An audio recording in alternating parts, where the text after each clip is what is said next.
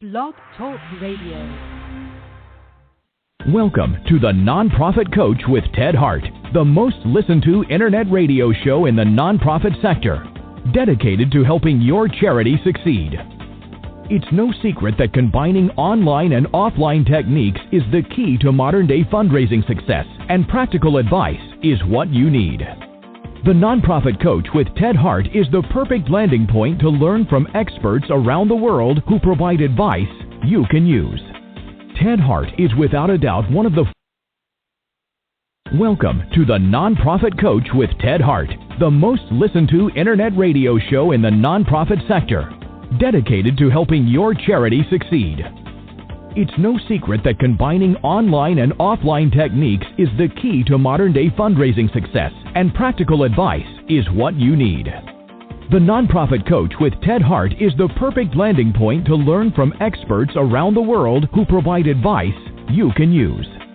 Ted Hart is without a doubt one of the foremost nonprofit thought leaders, also a successful author. His books range from successful online fundraising to the use of social media and how to make your nonprofit green. Guests on the Nonprofit Coach are leaders in their field who share tips and trade secrets for nonprofit management and fundraising success. Ted lectures around the world, but now he's here for you. From the latest in charity news, technology, fundraising, and social networking, Ted and his guests help you and your organization move to greater levels of efficiency and fundraising success. This is a live call-in show. Add your voice by calling 347-324-3080. After the show, you can find all our podcasts at tedhart.com. Click on Radio. Don't forget to dial 347-324-3080. Now, welcome the host of the Nonprofit Coach, Ted Hart. And welcome to this latest edition of the Nonprofit Coach.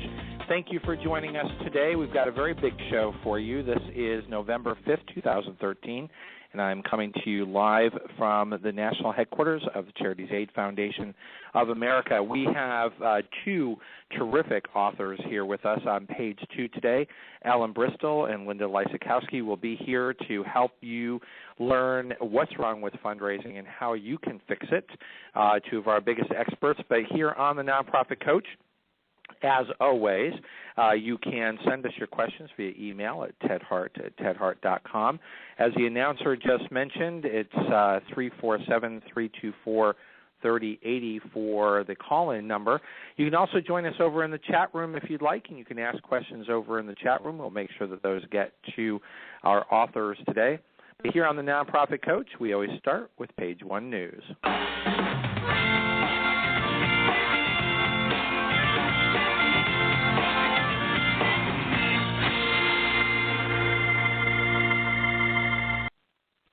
As always, on page 1 news, you can follow along by going to tedhart.com. Click on radio links, and you will not only get the radio links for today, but you will also be able to look at the very best links in the nonprofit sector for the last couple of years. First up, I just want to remind you that we do have a partnership with LinkedIn. We do host the People-to-People fundraising site over on LinkedIn. And as of today, we have 2,554 members. So join your colleagues over on LinkedIn in the People-to-People fundraising group hosted by the Nonprofit Coach. Also want to just remind you that we have now surpassed 2,200 followers on Twitter. To be exact, 2,231. You can join us at Ted Hart on Twitter, and you will not only get updates about this show, make sure that you get advance notice of all of the radio links and all of our guests coming up on the show, but other important information regarding the nonprofit sector. Follow us over on Twitter at Ted Hart. Next up here on page 1 news is the announcement from Amazon. Amazon has a new program called Amazon Smile. Amazon Smile is a simple and automatic way for you to support your favorite charitable organization every time you shop at no cost to you. When you shop at smile.amazon.com, they claim it'll be the exact same low prices on all their items, but with the added bonus that Amazon will donate a portion of the purchase price to your favorite charitable organization. So make sure that your organization is signed up appropriately. You can choose all of the sites that are over on GuideStar. 501c3 public charitable organizations can be searched. So go and check it out. If you represent an organization, you can go directly to org, that's O-R-G, .amazon.com to learn how to register and receive donations from the Amazon Smile Foundation. And you can get all of this information over at tedhart.com. Click on radio links and learn all about the new Amazon Smile program. Next up here on the Nonprofit Coach, over in the radio links, you'll be able to get information about how the Intel Foundation is using Twitter to help plan grants. The Intel Foundation plans to award $100,000 in education grants to celebrate its 25th anniversary and has turned to Twitter for advice on what programs and organizations to support. According to Wendy Hawkins, the fund's executive director, quote, "We thought it was a great opportunity to engage in a conversation with people who don't really have the opportunity to have a voice in donating that kind of money. We also thought it might be some really great ways to get good ideas that we just wouldn't come up with on our own." So go over to tedhart.com, click on radio links, and learn how you, if you're an education organization, can be part of this conversation, but also to learn how Intel is using Twitter for their grant writing.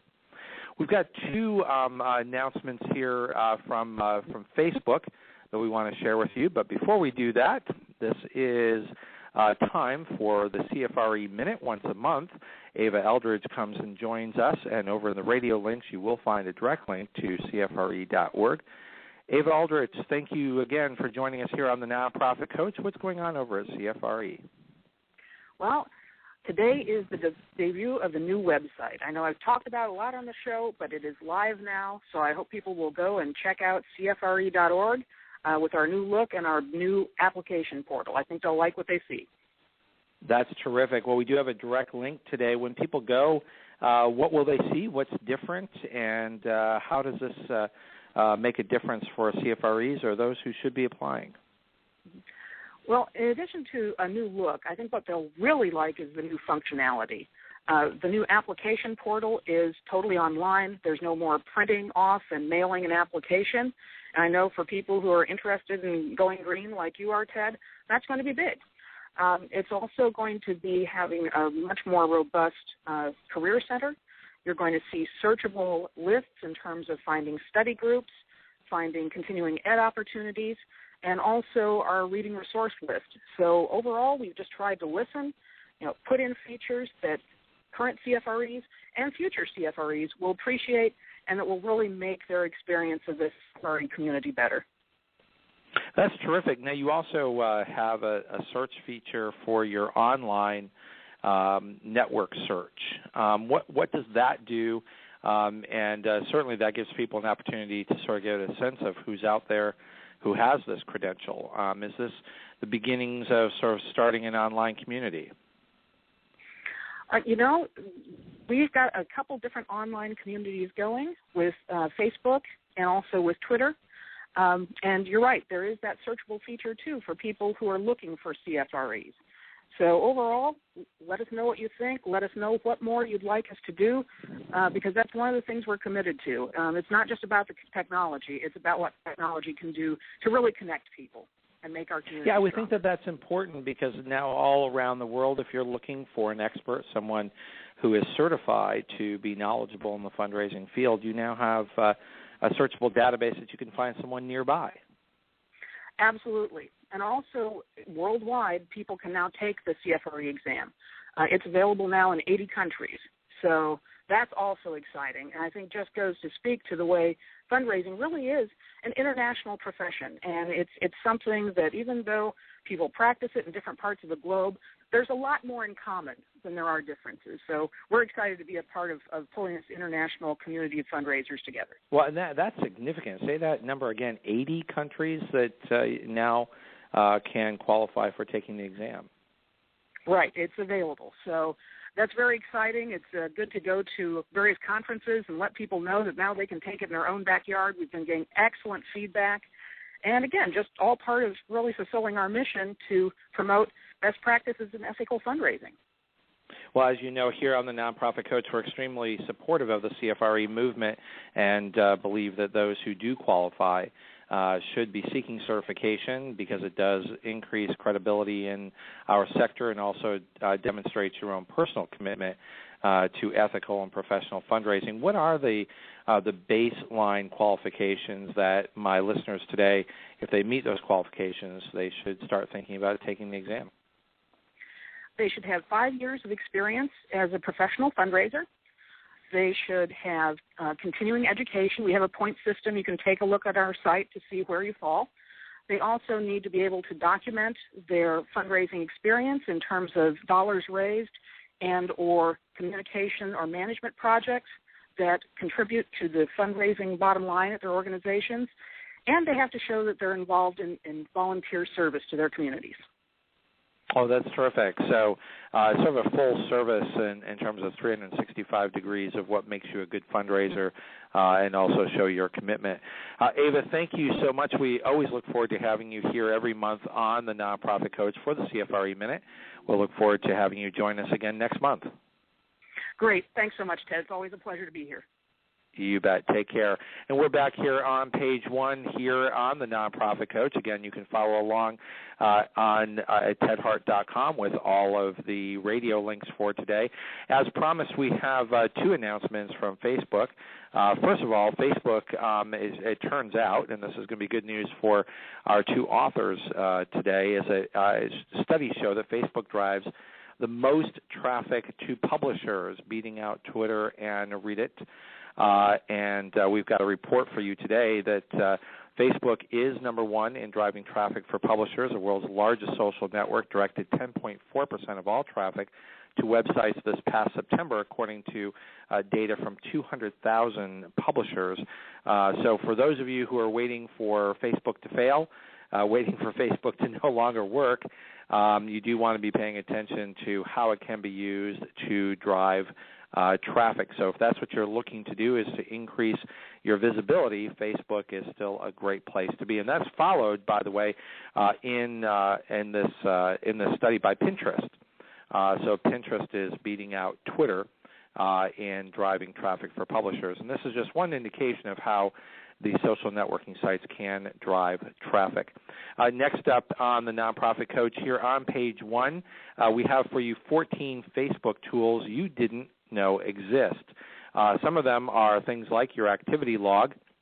There's a whole host of services that can be important to your overall program, such as the ad creation tool, the App Center, how you can browse through the content on Facebook.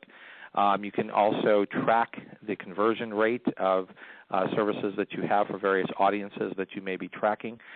You can export your calendar to Facebook, and they also have, of course, a Facebook desktop chat that can be used by nonprofit organizations as well. So follow along to tedhart.com. As I said in this article, we're not going to go through the whole detail for you, but 14 Facebook tools. It is a powerful tool and one that you should be considering as part of an overall program for online success.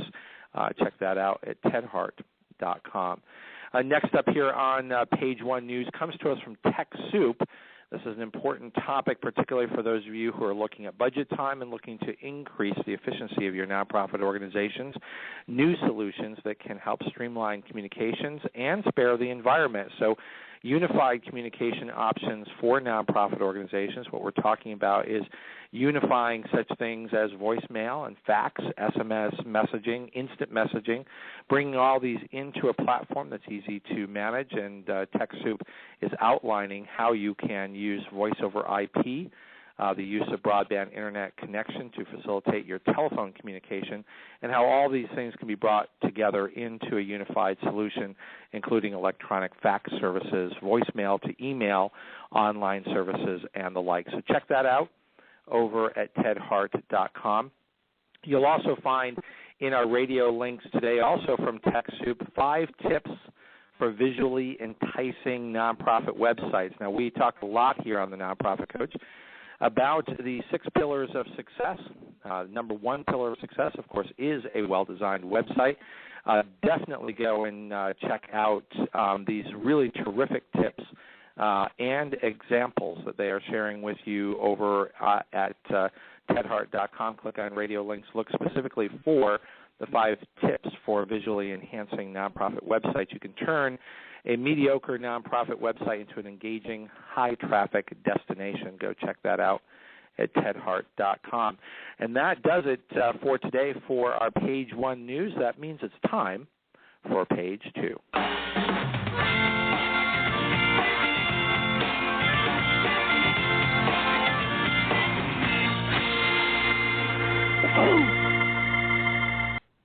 It is my pleasure today to welcome 2 really terrific authors today here to the Nonprofit Coach.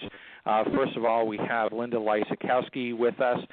She is an expert in capital campaigns and all sorts of fundraising. She holds the ACFRE, Advanced Certified Fundraising Executive designation.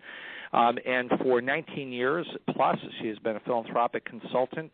She has written many books and is a graduate of the AFP's Faculty Training Academy and has received 2, and this is very, very impressive, 2 AFP research grants. She has received the Outstanding Fundraising Executive Award from both the Eastern PA and Las Vegas chapters, and I think she actually may have an announcement for us soon on maybe another accolade that will come her way.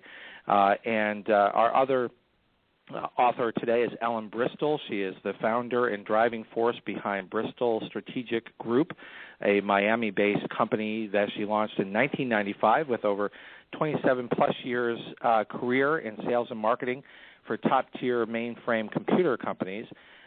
She has managed major deals with millions, like a major gift officer. So Ellen has written, I think, a couple of books here and is certainly one of the top experts. Putting her together with Linda Lysakowski brings them to us today here on the Nonprofit Coach in their terrific book, The Leaky Bucket, What's Wrong with Your Fundraising and How You Can Fix It. So welcome here to the Nonprofit Coach, Ellen Bristol and Linda Lysakowski. Thanks, Ted. It's a pleasure to be here. Well, it's great. Thank you so much, Ted. Well, thank you. I'm actually going to start off with Linda because I'm going to take a step back before we start talking specifically about this terrific book. In that, Linda, this is part of a series, the In the Trenches series. Tell us a little bit about that before we get into this terrific book. Sure. The In the Trenches series is published by Charity Channel Press, and some of you probably are aware of Charity Channel, along with Ted Hart's Nonprofit Coach. Many people connect online through Charity Channel. There are over 100,000 members of Charity Channel, and about 4 years ago, Charity Channel Press decided to launch a series of books because what they felt was that there were not a lot of books out there that were the real practical, down-to-earth, okay, how do I do this stuff? And there were certainly a lot of great books out in the fundraising field, but the In the Trenches books are very practical and down-to-earth, and I've published several through there, and I love the concept of this because so many of us are out there in the trenches, and we need to learn as quickly as possible. So our books are all relatively, I wouldn't say they're small books, but they're relatively short, easy to read, lots of examples about how things worked and how things didn't work. And Ellen and I in this book have certainly witnessed several of nonprofits who have gone astray because they haven't measured their success very carefully. So we were really delighted to be a part of this In the Trenches series. Yeah, and Ellen, coming directly to the leaky bucket, and you and Linda being part of this In the Trenches series, what was the genesis of this particular topic in terms of what's wrong with fundraising? So I gather that there's sort of an evaluation element that nonprofits need to do, but then how to fix it. So it's not just telling you what's wrong, Sure. but what's the practical advice to fix it. So how did this come together? Well, it's kind of an interesting story, which Linda and I both like to tell. I had developed the Leaky Bucket Assessment, which is an online tool. It's free. It measures 9 standard business practices that either contribute to or detract from the productivity of your fundraising efforts. And I had published a 30-page ebook called Demystifying Fundraising. One fine day, I got a call from Linda Lysakowski, who I had never heard of up to that point, who said she wanted permission to review my little ebook for Charity Channel. And then we got to talking, and I told her about the Leaky Bucket Assessment. And I'm sure you remember this, Linda. I said to her, well, it's kind of a way to figure out what's wrong with your fundraising. Whereupon Linda said to me, hey, that's a great title for a book. What's wrong with your fundraising? And then one of us, I don't remember who, said, and how you can fix it. So I said, that's a great idea. Let's write a book. And Linda said, I know how to write a book for Charity Channel's In the Trenches series. And the next thing we knew, poof, we had written the proposal. It had been accepted. And in 90 days, without ever meeting each other face-to-face, we had submitted the complete manuscript. Well, that's what you can get when you have 2 powerful voices and years of experience. That once you start putting it down on paper, of course, the experience just comes out onto the pages. But you started off with the concept of the leaky bucket. So tell us sort of where that starts. Okay.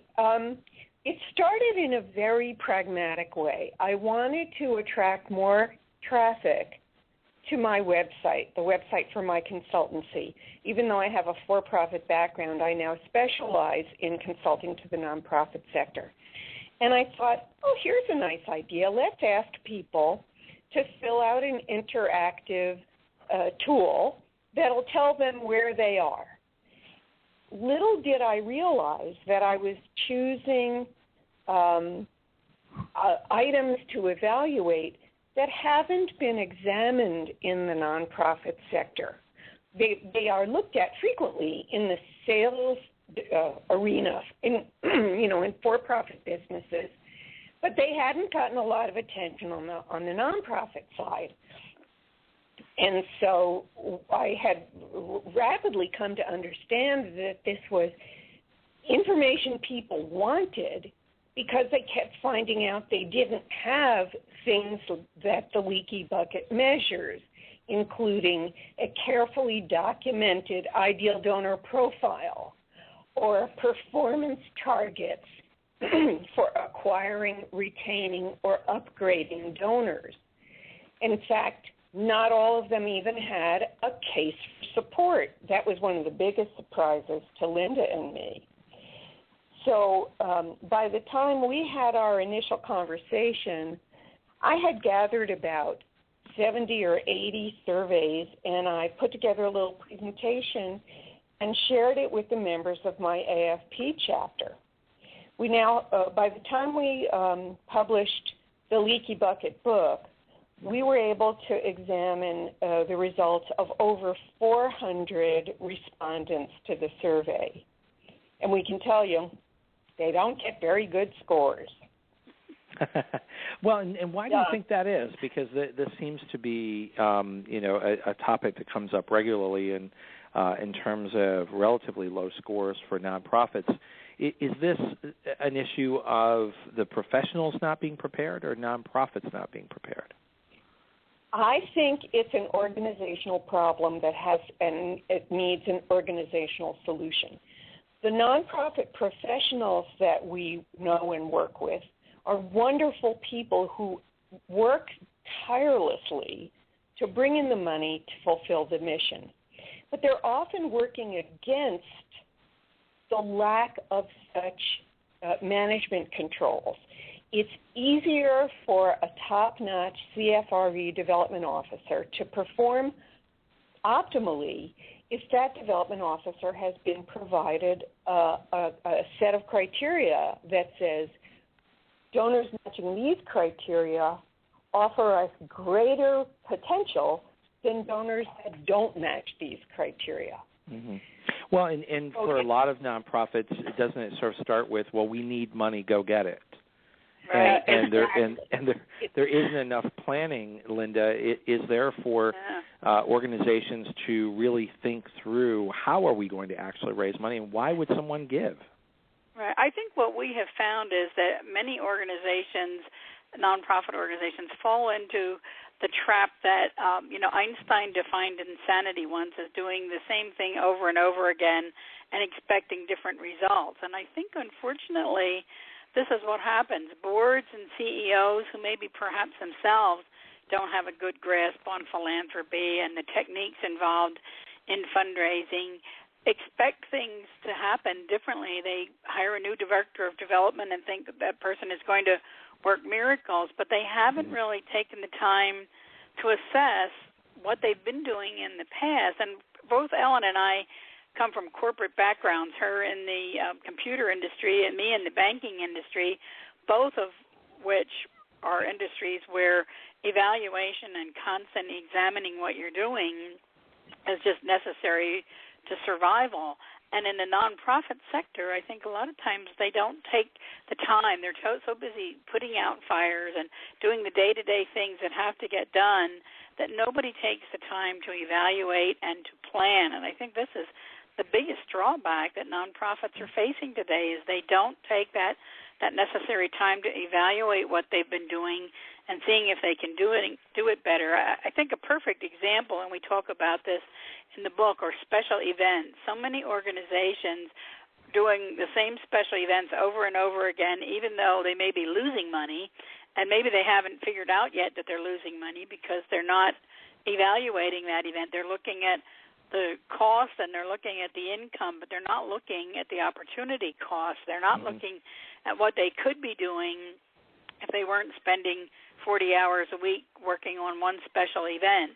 And I think a lot of times that's where these nonprofits fall into the trap of doing that same thing over and over again, and yet somehow expecting that it's going to get better, and it just doesn't. Well, I had the opportunity, and again, thank you, Linda, to have lunch with Linda this past weekend.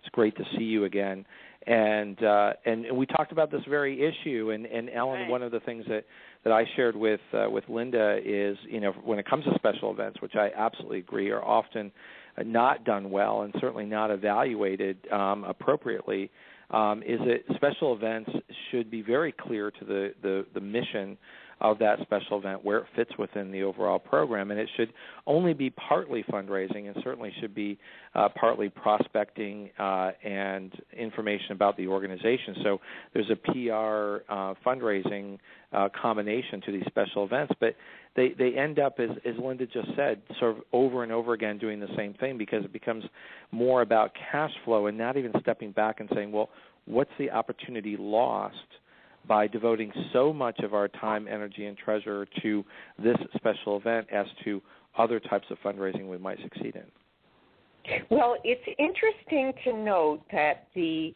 special event question is part of the leaky bucket assessment.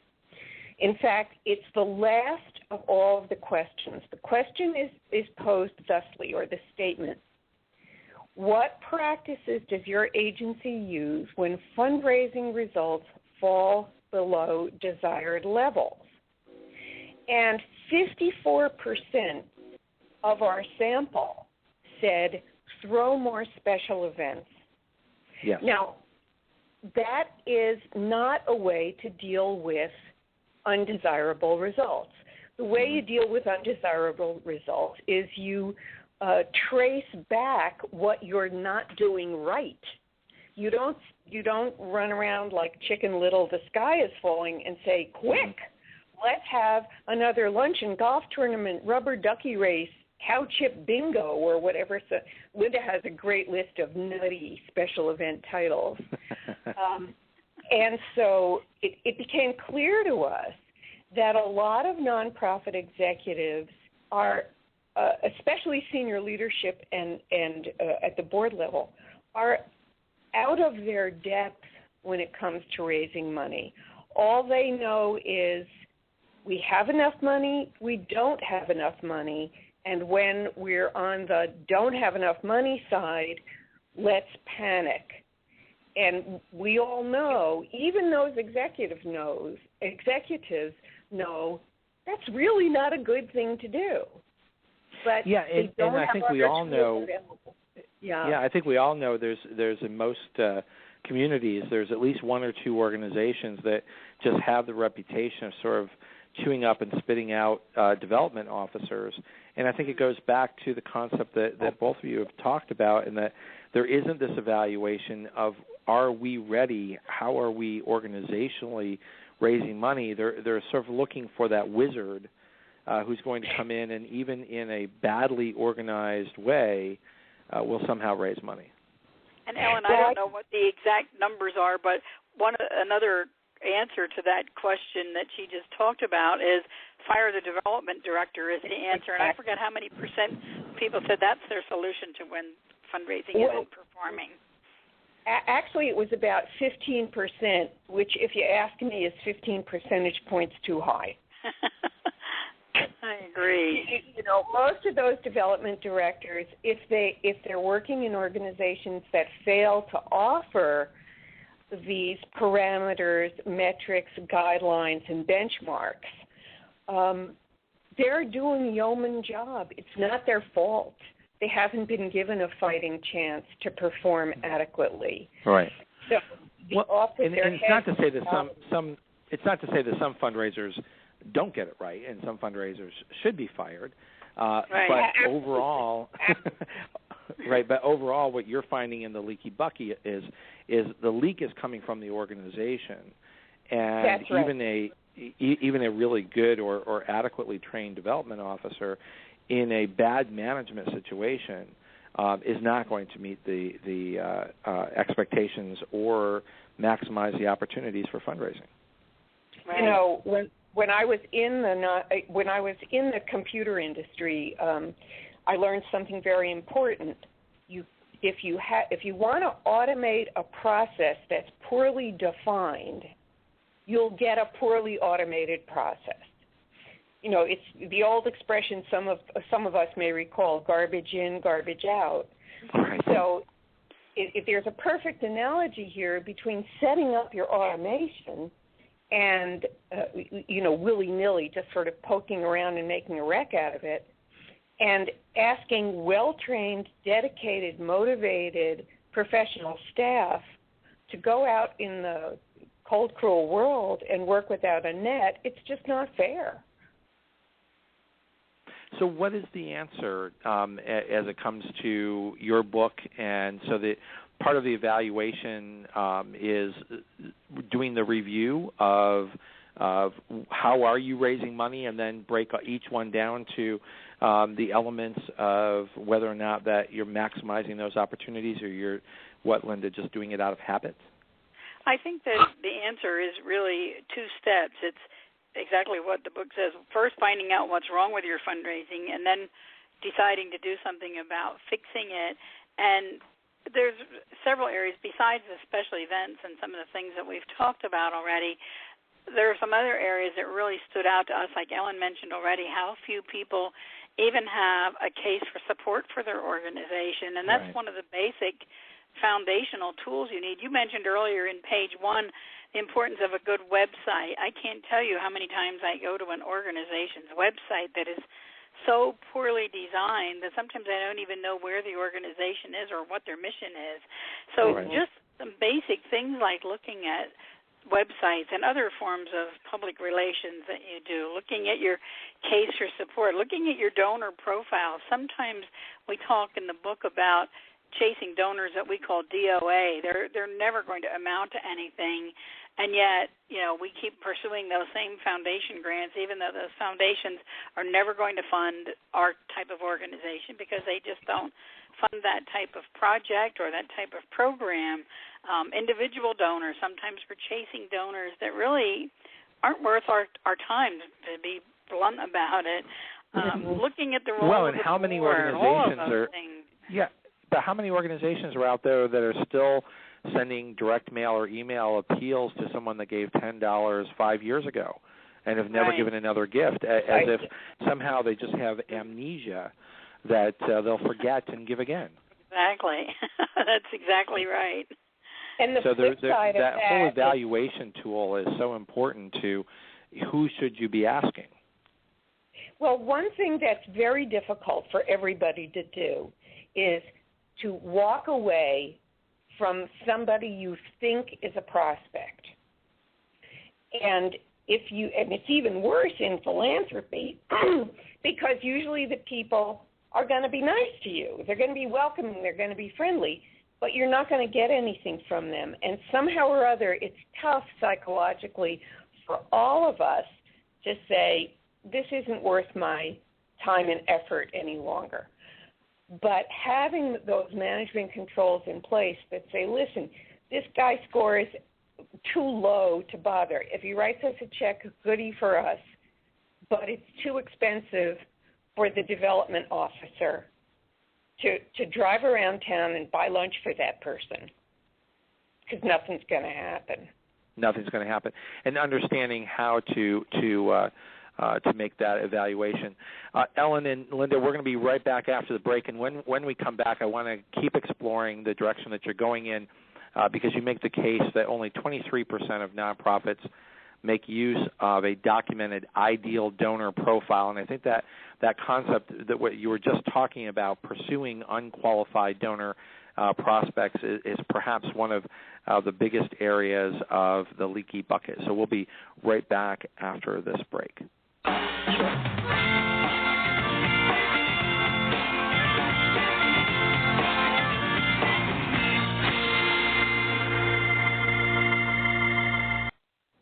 Just a few program notes here while we're taking a quick break here on the Nonprofit Coach.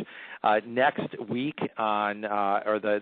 next week on November 12th, we will have John Greenhoe with us, and his topic is going to be major donor discovery calls. So certainly that ties into our topic today in fixing the leaky bucket. So we're going to learn more and go in depth on that topic next week.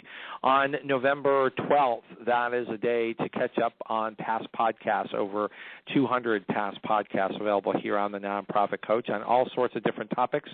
You can go to tedhart.com and find all of the podcasts, but we will not have a live show on November 19th. Rather, we'll be back just before Thanksgiving on November 26th, 12 noon Eastern, with Deborah Kaplan-Polivy, who's going to be here on the AFP Wiley radio show for the Donor Life Cycle Map.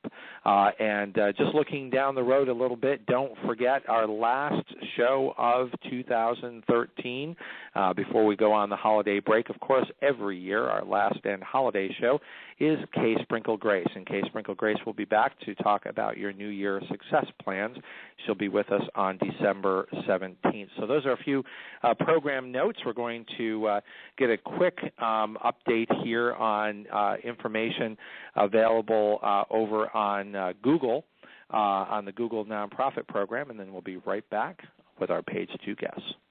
Every day, millions of people are online, many of whom want to help, volunteer, and donate to a good cause. Nonprofit organizations can use many Google tools to reach potential donors around the world and raise more money. And as an approved nonprofit, it doesn't cost a thing. It's all free. Google Grants helps you promote your website with free advertising on Google.com through the AdWords program. With Google AdWords, you create ads and choose words or phrases related to your nonprofit organization.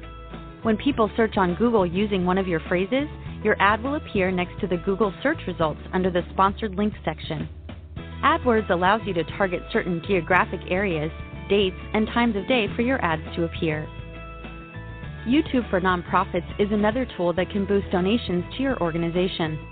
The program offers a number of perks that get your message out there and drive viewers to take action and donate. You can list your organization on YouTube's nonprofit channel and add call to action overlays on your videos to drive viewers to donate. Need help analyzing your website traffic and marketing effectiveness? Google Analytics is a free tool that will give you rich insight and help you increase the number of people that visit and donate to your site. Google Analytics can be invaluable to many people in your organization, such as development directors, marketing staff, and your web team. There are many other tools that can help you reach more donors and raise funds, like Google Checkout, where you can process credit card donations with no transaction fee, Google Sites to create a free website, and Website Optimizer, where you can figure out the best landing pages to turn site visitors into donors. To get started, apply for Google for Nonprofits today. Remember, our podcasts and archives are always available 24 hours a day at tedhart.com. Click on Radio Links. If you're listening live today, the phone lines are open. Call in and ask a question by dialing 347-324-3080. Now, back to the Nonprofit Coach with Ted Hart. And we're back here live on the Nonprofit Coach. You can also email your questions to tedhart@tedhart.com. And Matthew, I do have your question, which I will get to Ellen and Linda in just a few moments. But I do want to, ladies, just explore this notion of about 23% of nonprofits only make use of a documented ideal donor profile. What is that, and why is it so important? Well, if your agency is engaged in prospect research, you probably think you have an ideal donor profile. We don't entirely agree. The ideal donor profile needs to include standard databaseable information like the donor's wealth profile, level of net worth, giving capacity, history of charitable giving. But there are also qualitative characteristics. And if you can't capture those qualitative characteristics, then you run the risk of pursuing the usual suspects, the people who have a lot of money to give, but they're really not interested in you. Just because they have money doesn't mean they're going to give it to you. Precisely. So just because they live in the right zip code and they have the right net worth and they drive the right car and all that sort of stuff, if they're super interested in the opera, the preservation of Renaissance musical instruments, or no-kill animal shelters, and your mission is all about foster children, there's a disconnect there. There's a disconnect. So is this more about, Linda, being self-aware of who you are and what your market is, as opposed to, well, of course, we're good people, everyone will give to us? Right. I think so many organizations do make that mistake of thinking, well, look at all the good work we do, and we're the best-kept secret in town, and why aren't people supporting us? And it's because they haven't really done that research. And I think Ellen makes a good point that you can do so much quantitative research as far as knowing what a person is worth. Those things are all easy to find today with all the Internet resources that we have. But you also need to do some anecdotal type research where maybe you're sitting down with the donor themselves or sitting down with people who know this donor and finding out what their real interests are.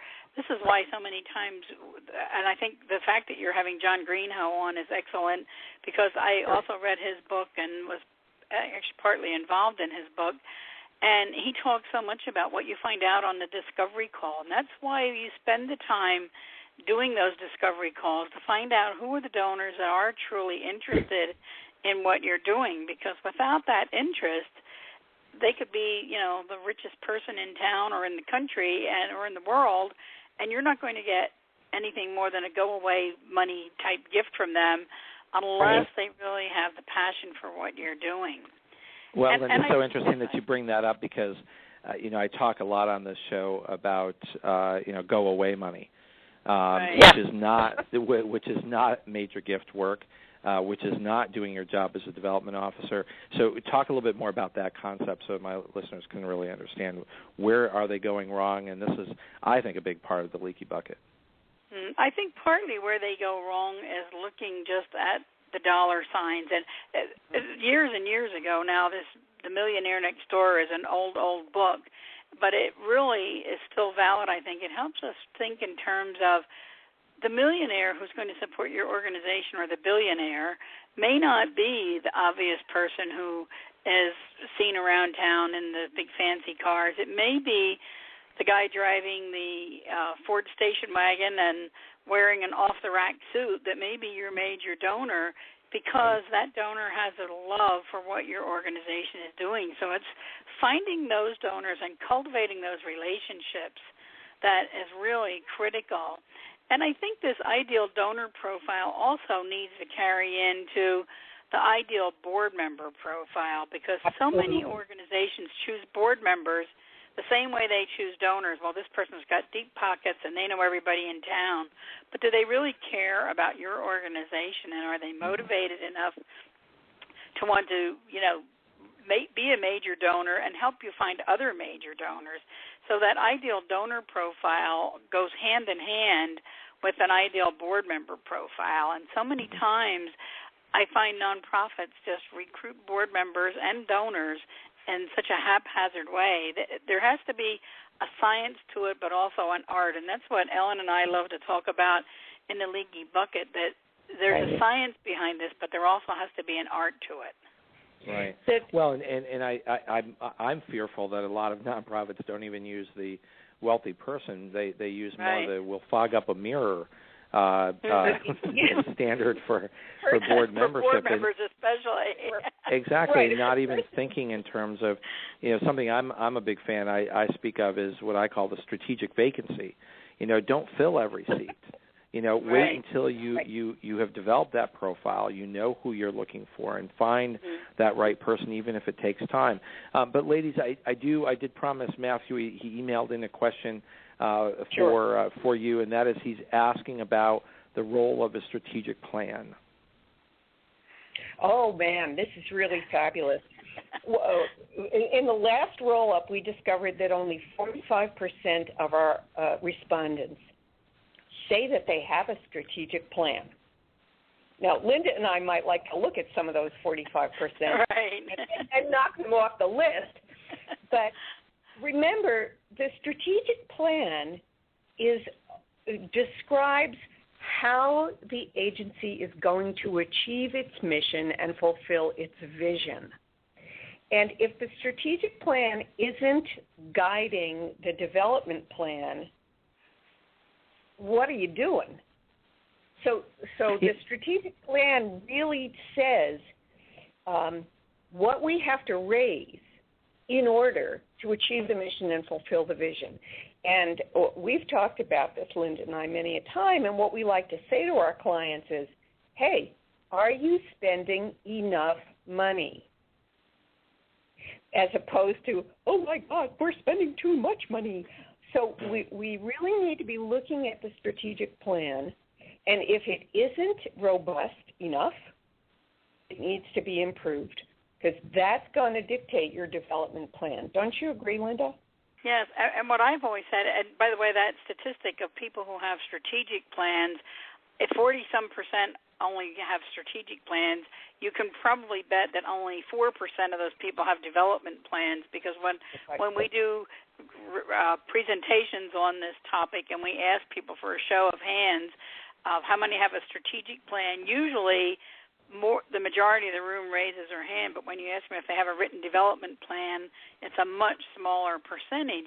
But I think with all of these plans, whether it's a strategic plan, a marketing plan, a development plan, what happens is nonprofits are really good usually at setting goals and objectives, but they don't convert it into an action plan, and it needs to be converted into who's going to do this task, when is it going to get done, how much is it going to cost, or how much are we going to raise through it if it's a fundraising activity. And that's where I think most strategic plans go awry, is because they develop a strategic plan because some funder told them they had to do it, or a board member said we need a strategic plan, and once it's over, everybody goes, oh boy, well, that's done. We don't have to worry about that for another couple of years, and they put it on a shelf somewhere, and it literally gathers dust. I can't tell you how many times I go in to an organization, ask for their strategic plan, and they have to dig around somewhere for it. I think we have one somewhere, but we're not quite sure where it is. Or what it Well, because they get bogged down in the details of running the organization and fail to realize that is this plan even realistic? Is it likely to have any depth within a development plan? And I think that's the point that you're making, is that so few of them even have a development plan that it really comes down to, sadly, for a lot of organizations, the fundraising goal is the deficit. Right, exactly. You're exactly right. And doesn't have any reality to what is the prospect pool look like, what is the likelihood of success. And this is where I think, going back to what we were talking about before, this is where you get into go-away money, because development officers are in a position of asking for money before it's time. That's and right. I think with your strategic plan and your development plans, you can have these great lofty goals, but until you do take it down to the action step phase and say, okay, well, here's how much has to be done in June, and here's how much has to be done in July, and here's how much this person has on their plate, you don't know if those goals are realistic if you don't take it down to that level of making the action plan. And that's where people get so frustrated, because they set all these goals and they say, well, the board wanted to do this, but now they're not helping us implement it because they haven't really taken an honest evaluation of, can we realistically do this? And instead of focusing on grand, lofty goals, let's focus on something that you can actually accomplish. Exactly. And you can actually do next Monday. I'd like to add something here, which is the emphasis in many of these topics on having it written down. An ideal donor profile that only exists in your mind is going to be interpreted differently by everyone who is selecting a donor prospect, and by every time you meet a prospect. So unless it's actually written down, you, the development officer or peer solicitor, you're just comparing them to something that's in your mind, and so the profile is all wavery and situational. If the strategic plan isn't written down, the same problem occurs. Same with the development plan. And speaking of documenting, Ellen, I mean, talk about shocking statistics. Only 56% use any form of donor management software. And then they wonder why there's a leaky bucket. I mean, talk to me a little bit more about that. Well, that was I was really careful in creating that statement because I wanted to make this easy for people to grasp. So the one option was donor management software or spreadsheet. And the lack of even a spreadsheet in almost, it's just barely over half of the participants. It was really shocking to us as well. And it's surprising to me because of all the marketing of, you can certainly understand. I mean, listen, we've all been at this a very long time, and we have all known of the severe deficit in strategic plans among nonprofit organizations, which is tragedy enough. But with all the marketing of donor management software, this says to me a lack of respect for the fundraising program, a lack of respect for a development process, and a lack of investment in what it takes to be successful. And even the cost has come down so much. I mean, you don't have to spend $50,000 anymore for a CRM system. You can get one at such a reasonable cost. You mentioned TechSoup. That's another resource that people need to look at because you can afford a customer relation management program today. So Linda, does this create? Yeah, go ahead. I think you were really onto something, though, Ted. You said lack of respect for the fundraising discipline. I often wonder, and I'd love to do some research to find this out, I often wonder if it isn't fear. Raising money, asking for money, making the sale, asking for the deal causes a great deal of anxiety in more people than not. It's a very common fear. And since so many nonprofit CEOs don't come out of fundraising, they come out of operations, I wonder if they're sort of whistling past the graveyard here because they don't want to know the bad news. Now, what we're saying is if you document it, you know the brutal truth, you know the brutal facts, which means, now I can solve the problem. But if we just ignore it by not documenting it at all, we're fat, dumb, and happy until the little repossession guy comes and takes away our furniture. Right. Well, and I think, we're so close to it, we understand there is absolutely no way to effectively raise money if there's no prospect base, if there's no pipeline, if nobody's talking to anybody and there's no relationships being built, then whatever you have will quickly start whittling away. But if you don't there's even one have... other piece of it. There's one other piece of it that you haven't mentioned. If we don't also acknowledge the monetary cost of achieving the mission, yes, that's the piece that always seems to me to get left out of the equation. We're not going to, solve world hunger, bring about world peace, run our dance company if we don't acknowledge that doing it right costs money. And there's some magical thinking that goes on that sort of says, well, we don't need to ask for money because it's impolite. I don't even know, but you guys know what I'm talking about, right? Well, I do, and I think that number just really stuck out to me to say, this is not being taken seriously. This is definitely saying that a good portion of nonprofit boards and nonprofit management still come from the perspective that we're good people and people should just give to us. And that the serious business of building relationships, caring about your donors, bringing them into the fold is a minority report. And I think that's visible also in those organizations that do say they have a case for support. It's often written from the perspective of the organization instead of the perspective of the donors. Like, well, here we are, poor nonprofit, we need money, so you have money, give us some. And that's kind of the mentality that some organizations take when they're even writing their case for support. Not, here's what we're doing to fill a need in the community, and here's why you should be a part of this program, and together we can solve a need, not just we have needs, we need money, and that's unfortunately the approach. It really is, and that speaks volumes to the leaky bucket. Ladies, you need to come back because this has been a fantastic, fascinating discussion. We only have 3 minutes left, and I want to make sure that my listeners know how to reach you. So, first of all, Ellen, we'll go alphabetical here. How can my listeners reach you? My email is ellen@bristolstrategygroup.com, and my phone number is 305-935-6676. And you can find me all over the place on LinkedIn, Facebook, and Twitter. Terrific. And Linda, how can my listeners reach you? Okay, and mine is pretty easy. Linda, and that's Linda, at lindalysakowski.com. Of course, Lysakowski is Lysakowski. My website is the same thing, lindalysakowski.com, and I'm also on Twitter and Facebook and Pinterest and all the other Twitter and all the other places. I haven't gotten on Pinterest yet, but it's imminent.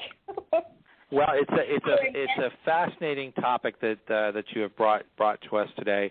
I think this concept of the leaky bucket is one that is underappreciated for the research that you've done is just fantastic to point directly at the problem is that nonprofit organizations that desire to have money are not planful enough in what it takes to actually get there, whether they have the resources, the professional support, the strategic planning, or the board of directors itself organized in such a way that you can meet that challenge. So fascinating. Thank you again for being our guest here on the Nonprofit Coach. Ellen Bristol. Yeah, go ahead. Let me just add one little thing. The leaky bucket assessment for for effective fundraising is open and will be open forever. So any of the listeners who want to take it, they're welcome to. Just go to the bristolstrategygroup.com website, and you'll find it right on our homepage.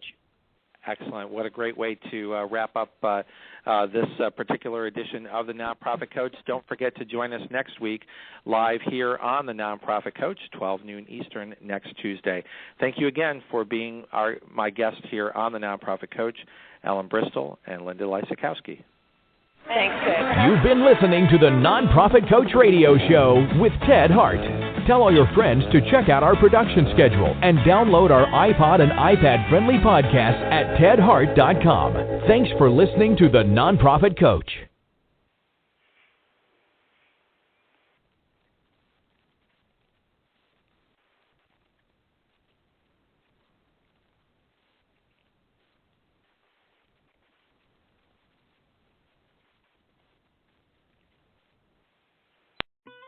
Listen, everyone makes messes. It's just a part of life. And the bigger you live, the bigger the mess, if you know what I mean. That's why you need Fabuloso. With twice the active cleaning ingredients, it just completely takes the drama out of any mess. It smells great while you clean. The only way to describe it is the scent of passion. And once you're done cleaning, it lasts so long. You know, if you make a mess, you can get your home dramatically clean with Fabuloso. No worries.